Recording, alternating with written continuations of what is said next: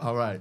Hello again. This is Ben Hitchcock Cross talking to you today. The best laid plans of mice and men get changed here. I have skipping some DOC shenanigans for the time being. We're going to move on over to MPS now. Okay, that's Milwaukee Public Schools. I don't know what Minnesota has to say about that. I mean, Minneapolis to them. This is Milwaukee, and only Milwaukee. So we've got some great testimony coming your way. We keep dribbling you Matt Chasen. We have so many different Matt Chasen recordings. I think there was at least 2 depositions and 2 hearings that he's at. I think that we've got him under oath for. So the thing that he does is effectively lay bare how HR whistleblower process is a sham. It's that way at MPS, but it's also that way for everybody. And you would think, why wouldn't it be? It used to be called human relations. It's the whole point is it is a layer of management that upper management hires to keep you away from them. So up in Nola's office up there, hey, I'll just go get it. Bam. All right, here we go. What does this say? I think it says The Strike by Robert Keeler, if you can read that there. All right, so here is the factory, and here are the workers. And there you can see, I think we can do this over here. There we go, is upper management. That's the owner. Here is the deputation of the workers. And then over here, in this role here is HR. That's what we're going to put there. So here, right, the laborers are walking straight out from the hellhole factory right over to the mansion and saying, we're not putting up with this. How about 8 hours for work? This, by the way, so finish that thought there. Number one, HR is a tool of management. And of course, that's what it's there for. So that doesn't happen. So let's square that circle. And I guess we'll have to let that other genius thought go for the time being here. So Matt Chasen really lays bare how just absolutely silly the HR process is. He doesn't know what he's doing. He may be sincere as all get out, and I think that everybody recognizes he may be trying his best, but he has no training, understanding. He basically got everything off of YouTube, and this sort of the internet. This reminds me of a story that I often have. Patches the dog, and too bad Honey did not go for these conditions, so she's sitting in the car. But Patches the dog went once when they were all puppies, went up to Smokey the dog, and Smokey was not 30 pounds at the time. Patches maybe 20, but there wasn't like a 4 times differential. And Patches made the really big mistake of asking Smokes if she could be in charge. Never do that. That made Smokes' answer much easier. It brought up the subject and allowed Smokes to say, no, it's not going to work out for me. And it didn't work out. And Smokes has been in charge ever since of everything. She's the queen of the barn, and that's why you don't do that. Speaking of which now, this channel, I think I would say, is the main historian here at the back of all this channel. These ideas that I keep regurgitating here in one form or another is David Graeber. We're going to get into a lot of that here. I think the most famous thing for him is Bullshit Jobs. Again, Bullshit Jobs, David Graeber. History of Everything or Theory of Everything is what I'm working on right now.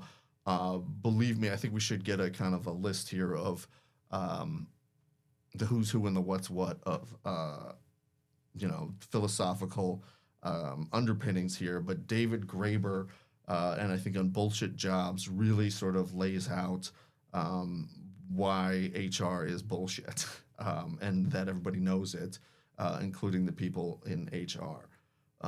So I think that's an offshoot. There's a lot more I'd like to say about David Graeber in general, and how amazing all that work is. But I think we'll move on from there and sort of build up to that whole concept. So again, Matt Chasen is nothing more than a fig leaf for MPS. And if there's anything that this channel has done and can do for MPS people, is to tell you all that going to Matt Chasen is a waste of time. You would be better off filing a petition with MPS that they ignore, standing out in front of there with the sign, calling your school board member, really almost anything, smoke signals up to heaven, anything would be more effective than going to Matt Chasen. And the reason that's so is because not only do you spend all your time giving them all the information that they just come back and use against you, you're wasting precious time. That's what he's there for, is to suck away your time. That's what employment relations is there for, is to suck away your time and waste your 300 days and make you feel, I cannot tell you how many times I've had people who feel like they're getting somewhere, and it turns out they're just spinning their gears. And again, Matt Chasen, earnest as heck, sincere as all heck, but I guarantee you, at some point he learned, through Debbie Keither and others, that case, and the response from MPS, which we're going to get into, that it has a bullshit job. That there's no point for anybody to make any complaints to him, because as long as,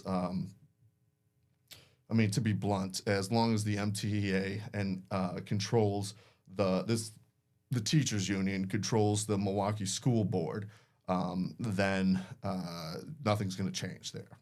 And that, unfortunately, is the problem. I can't even believe I'm having to say that out loud. But the Milwaukee MTEA, there are many other factors at play.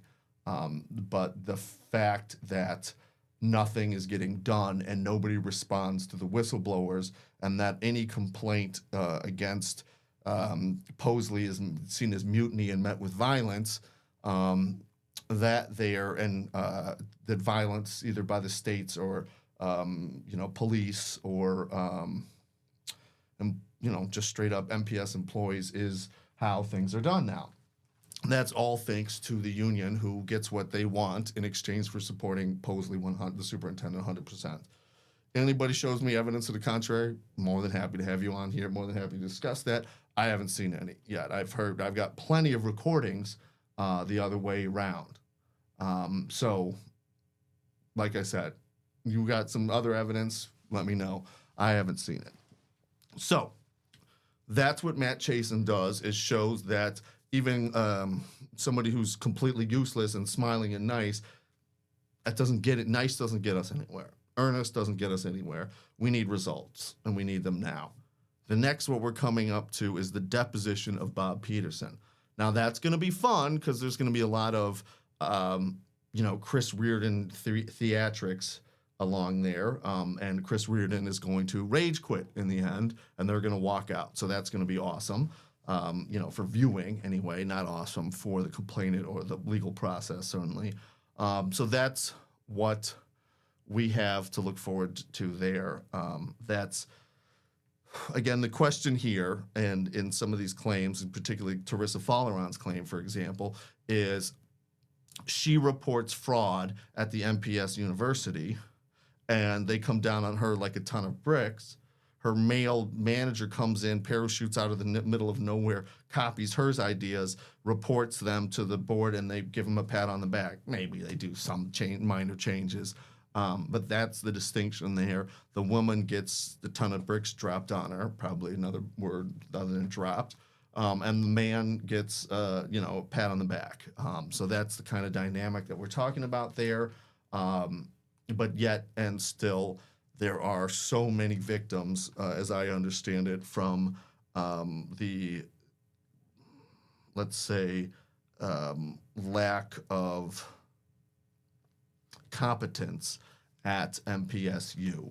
I think there's some debate as to whether that was intentional on the part of Lonnie Anderson and Keith Posley and others who were responsible for MPSU, or if it was just simply poor management.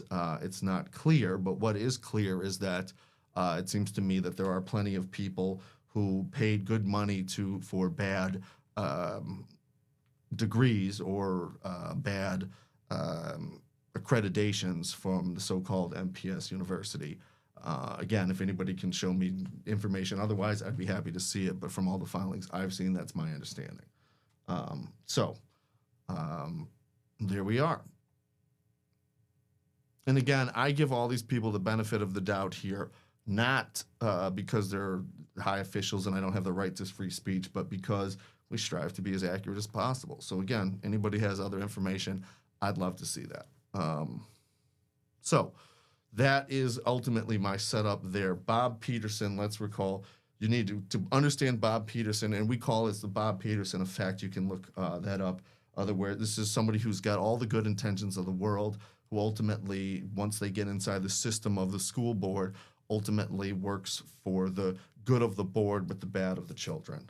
That's my take on what's happened there. I think it's no accident that he didn't seek a re-election, is partially because of his involvement in what's coming up here. I think that the deposition will show, and this is a family friend of ours, so it's just a heartbreak, but really a callous disregard for the working conditions at MPS, and a performative that say they say all the right words, they acknowledge all the indigenous cultures, they say equity, things like that, but when it comes down to it, everybody's being punched, everybody's punching down, everybody is sick of going to work. The environment is so toxic that the city attorney writes in there that people are despairing to go to work every day, working under holiday, and the people who complain about that are, sent to the hospital. So the MPS board has a lot to be ashamed of. This current board here, Bob Peterson, they all have a lot to be ashamed of, and I think that the deposition of Robert Peterson is going to show that quite clearly. That the children of Milwaukee deserve a lot better, and whatever form of governance this is, it's simply broken and not working, and something better needs to happen. What a shame, because we had such high hopes for Robert Peterson. Again, look up Rethinking Schools, look up the work this guy's done, look up the books that he's authored, look up everything, because we're going to go through all of his credentials. We're going to do all that because when we just get up to the point where we're actually trying to confront him with his own deeds, and when we do that, they abruptly walk out and have not been heard of since. I can't get any good response from them, let alone it's shocking. But that's where we're at so far on MPS. So MPS watchers, thank you very much. Stick with us with Matt Chasen. Bob Peterson is coming up next, and boy, what a disappointment. And we know, by the way, that MPS people sit there and watch this during the workday, and we encourage that. Don't get in trouble, but keep informed, because stick with us. We'll tell you what's going on. We're spending good time and money on all this, and something needs to be done. I've said it out loud now that the union is part of the problem, and I think that's taken many years to come up with as an employment side attorney. That's not what you would expect, but here's the way I feel about that. An employment union is meant to be pro-worker. No problem with that. And to the extent, broadly speaking, that they are advocating in their workers' interests, and we'll just assume that they are, no problem with them. That's totally their business and not something that I would ever criticize, both intellectually, I would say, and practically, okay? But what is a school district and what is the purpose of a school district? Purpose of the school district is not to have employed teachers, nor is it to have managers, employ superintendents, nor to have school boards make decisions. It is not to have culture clashes. It is not to have sports, for example. The point of a school district is to educate the youth to the appropriate societal standard as determined by the community. That's my belief. That's what's supposed to be, but to my certain knowledge and my versus my knowledge and experience, the superintendent of Milwaukee Public Schools has no interest in the well-being of the pupils. The school board as a whole has no interest in the well-being of the pupils. The upper management has no interest in the well-being of the pupils. I mean, you can't say that Dr. Holliday's actions are pupil-centric. The workers certainly do, but they're being held hostage, I think, more by the management than anything else. And that's really the whole point is, if any constituent of a school board, I don't care, or school district, I don't care who they are not working for the students, then they need to move along. And what's happened here in Milwaukee is that, and virtually all over the state, is that the school district is being run for the benefit of the consultants, being run for the benefit of the superintendent and his, maybe possibly the superintendent's mechanics. Certain real estate agents. It's being run for the benefit of, upper management, board members' political careers, and consultants. That's what I've seen, and I've seen that across the state. And that's the problem. I did not hear pupils, and if any of those I'm not going to use that word, any of those, the board, the management, the workers, the union, the parents, if any of those are not putting the students' interest first, it's a big problem. And the laws of the state of Wisconsin allow each of those groups to not put pupils first. The laws are written in such a way that they can fight amongst each other, but the pupils are not guaranteed a positive outcome by any stretch. And we can say in this instance in particular, they failed. You can see that with Bob Peterson here. So that's what we're going to lead up to. A bunch of chasing, then we're going to go into Bob Peterson. We're going to do that sort of independent here, I think, of whatever else we've got, meaning we're just going to start putting things out. So stick with us. Let's see if we can do this here. Maybe I got to exit music? Maybe. I don't know. Hey, have a good day. Take care.